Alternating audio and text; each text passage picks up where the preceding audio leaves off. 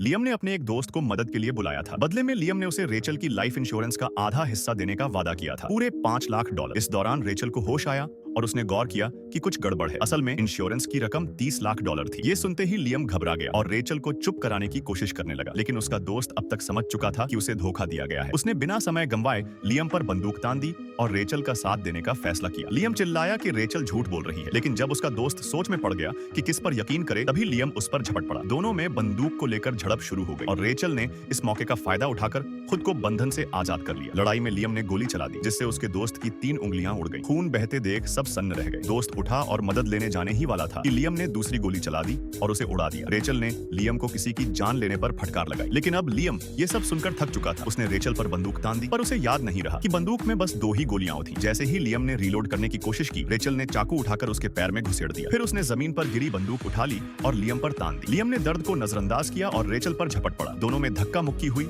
और इस दौरान शॉटगन अचानक चल गई। अचानक अटारी से कराहने की आवाज आई। हैरानी से देख ही रहे थे कि छत से 3 लोग नीचे आ गिरे। उनके गिरते ही लियम और रेचल भी बेहोश हो गए। घुसपैठियों ने उनके चेहरे पर बियर डालकर उन्हें होश में लाया। फिर उनमें से एक ने अपनी पैंट की बेल्ट खोलनी शुरू कर दी।